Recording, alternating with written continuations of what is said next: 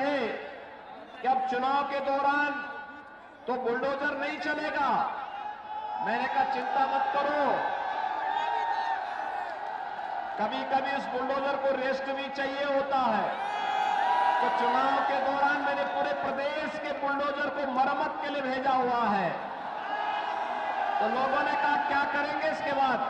मैंने कहा उसका असली काम तो 4.5 वर्ष तक जो लोग अपने बिलों के अंदर छुपे हुए थे और चुनाव की घोषणा के बाद जब बिलों से आके रेंगने लग गए हैं, अब ये चिन्हित हो गए हैं।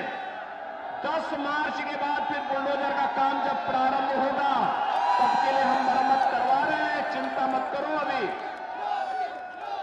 भाइयों बहनों, आज उत्तर प्रदेश विकास के पथ पर अग्रसर है। विकास, उत्तर प्रदेश का विकास एक ऐसे उत्तर प्रदेश के निर्माण की ओर हम उत्तर प्रदेश को लेकर के जा रहे हैं।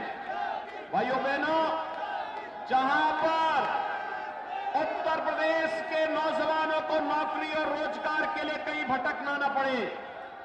याद करिए, ये वही उत्तर प्रदेश है जहां नौकरी लगती थी और उत्तर प्रदेश की हर नौकरी विवादित हो जाती थी, न्यायालय को स्टे देना पड़ता था, हमारे नौजवानों के भविष्य के साथ खिलवाड़ होता था। हमने 5 लाख सरकारी नौकरी बिना भेदभाव के दिए हैं, बिना चेहरा देखे हुए देख दिए हैं, जिससे हमारा उत्तर प्रदेश का नौजवान नौकरी पाएगा। भाइयों बहनों, सुरक्षा का अच्छा वातावरण का परिणाम है आज उत्तर प्रदेश में निवेश होता है। और यही नहीं, उत्तर प्रदेश में पर्यटन को बढ़ावा देने का परिणाम भी आज हम सबके सामने है। आज भव्य कुंभ, दिव्य कुंभ होता है, आज अयोध्या में दीपोत्सव का आयोजन होता है, आज बरसाना और वृंदावन में रंगोत्सव का कार्यक्रम होता है। और यही नहीं, हमने पिछली बार कहा था ना कि अयोध्या में राम मंदिर हम ही बनाएंगे।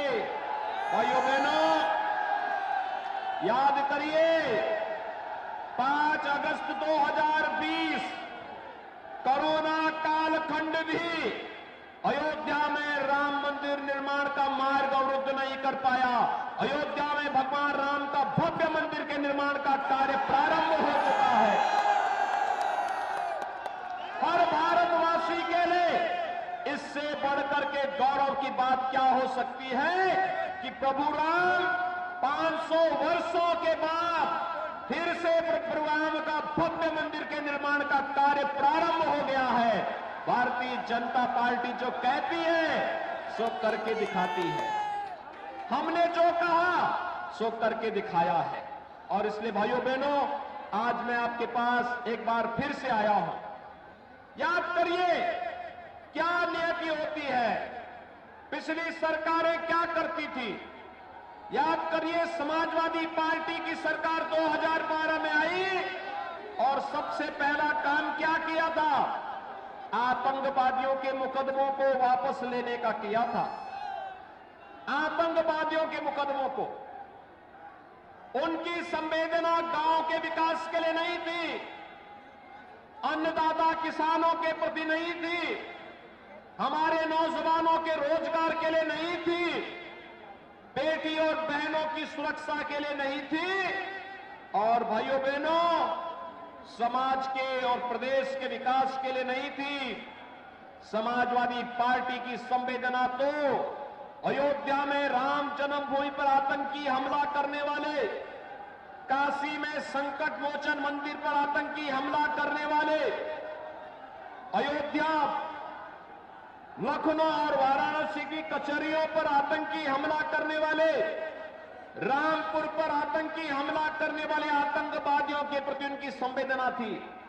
लेकिन याद करिए, जब भारतीय जनता पार्टी की सरकार बनाने के लिए आपने आशीर्वाद दिया था, देश के अंदर जिन क्षेत्रों को डार्क जोन बना दिया था समाजवादी पार्टी और बहुजन समाजवादी पार्टी ने, उन क्षेत्रों में फिर से ट्यूबवेल के कनेक्शन देने के साथ साथ किसानों को भी अनवरत बिजली की व्यवस्था देने की कार्रवाई प्रारंभ की थी।